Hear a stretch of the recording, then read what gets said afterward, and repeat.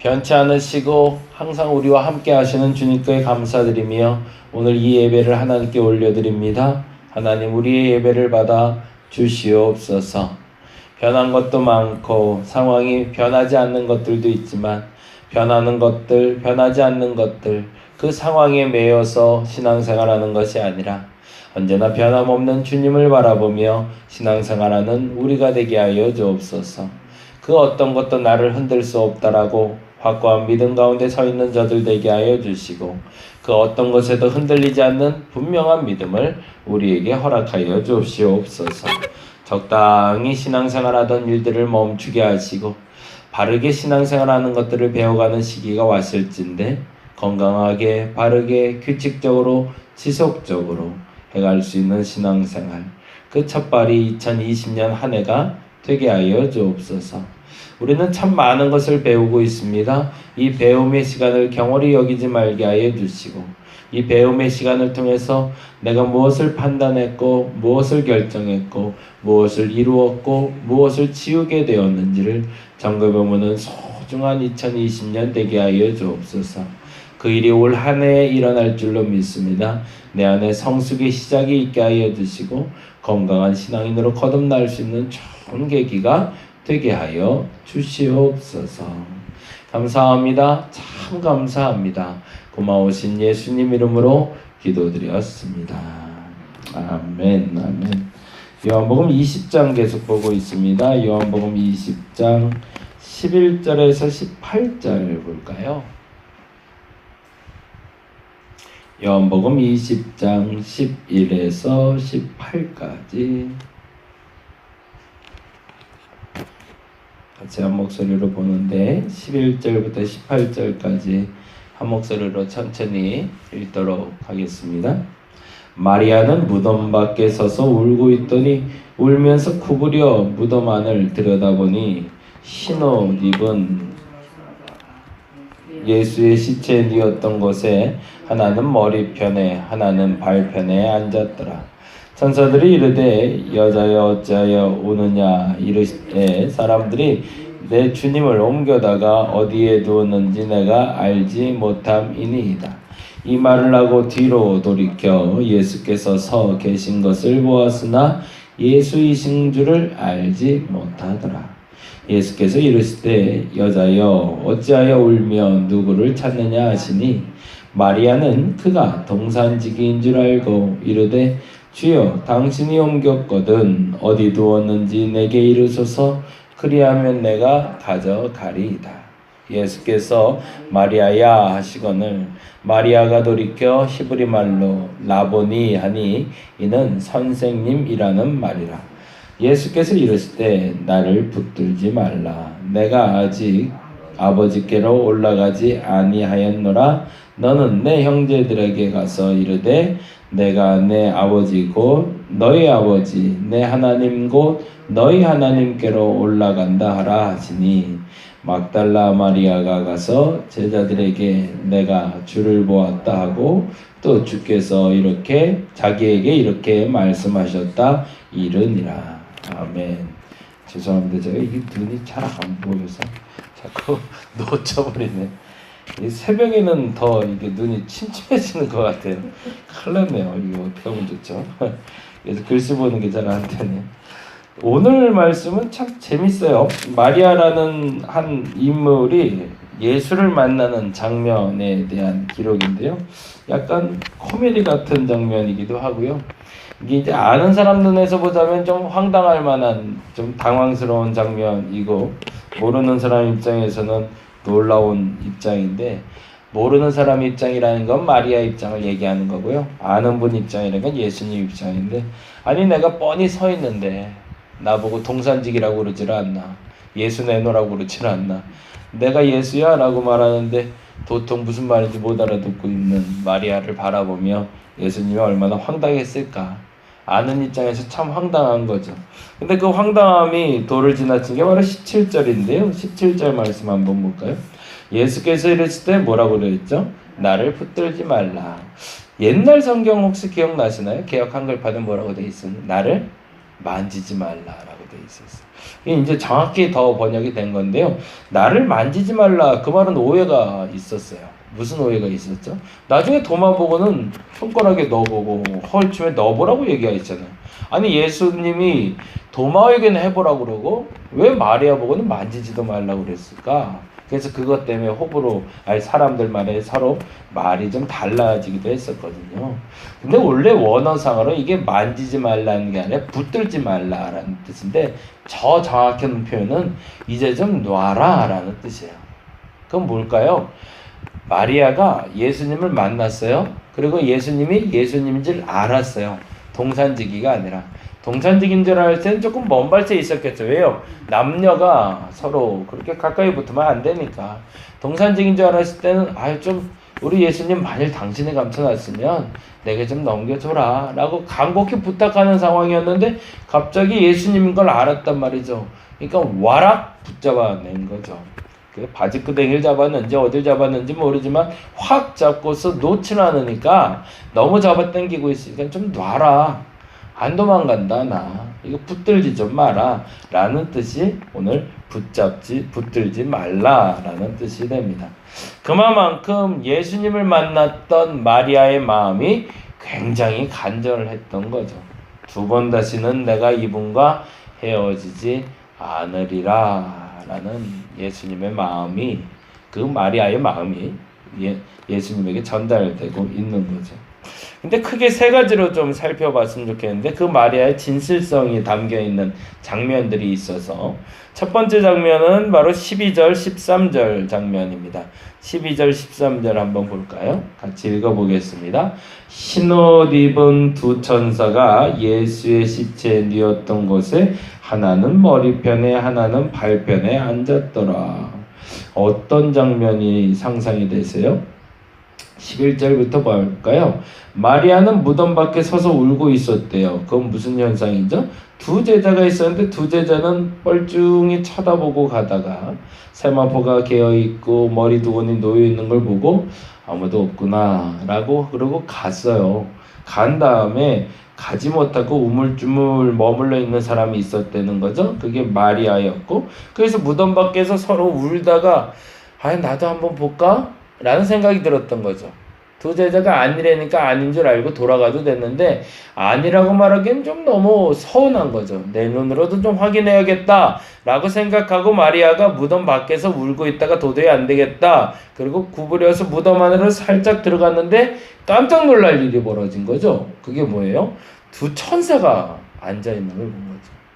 그러니까 두 제자들은 눈이 어두워서 못 봤는지 아니면 그때는 천사가 나타나질 않았는지는 알 수 없지만, 한 가지 확실한 것은 두 제자가 보지 못한 영적인 현상을 마리아가 보았다는 거죠. 그것도 천사가 하나가 아니라 천사 둘이 내려와 있는 모습을. 그 천사의 형상이 어떠한 형상인지는 정확히 드러나 있지는 않지만 분명하게 마리아가 기록했고, 그리고 요한이 기록해 놓을 만큼 분명한 천사의 만남이었다는 거죠. 이 부분을 자꾸 강조해서 말하는 이유는 마리아는 여기에는 전혀 관심이 없더라는 거예요. 그게 진짜 신앙인 거죠. 마리아가 예수를 만날 수 있었던 첫 번째 이유는 마리아는 천사에 관심이 없었습니다. 저와 여러분이 그 신앙을 가질 수 있기를 간절히 바랍니다. 우리는 하나님을 만나기를 원해요. 예수님 만났으면 좋겠다고 원해요. 그리고 예수님과 함께하면 좋겠다고 기도합니다. 근데 어느 날 기적이 나타나요. 이적이 나타나고요. 신기한 경험도 해요. 그러면요, 그 신기한 경험에 매몰되고 맙니다. 그리고 그 신기한 경험을 지속하기 위해서 신앙생활 하는 분들이 있어요.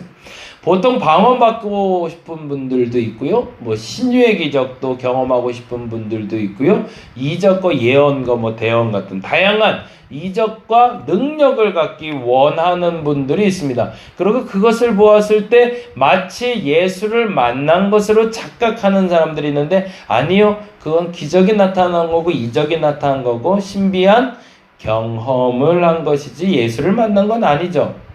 마리아는요, 두 천사가 나타나 있는데 깜짝 놀라 이르되 뭐 이런 단어가 전혀 없어요. 두 천사가 앉아있건 100명이 앉아있던 그건 상관이 없어요. 오로지 마리아의 눈에는 누구만 원하기 때문일까요? 오직 예수만.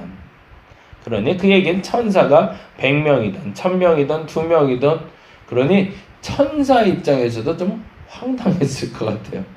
자기들한테 좀 당황스럽게 좀 말하고 좀 그래줬으면 좋겠는데 전혀 관심이 없어 버리니까. 근데 그리고 나서 이야기가 참 재미있습니다. 똑같은 단어가 반복되고 있기 전에 나온 단어인데 14절이죠. 먼저 13절 보고 가죠. 13절. 천사들이 이르되 여자여 어찌하여 오느냐 이르되 사람들이 내 주님을 옮겨다가 어디 두었는지 내가 알지 못함이니이다. 이 말이 뭐에서 반복되고 있죠? 15절에 또 다시 반복되죠. 13절이 15절에.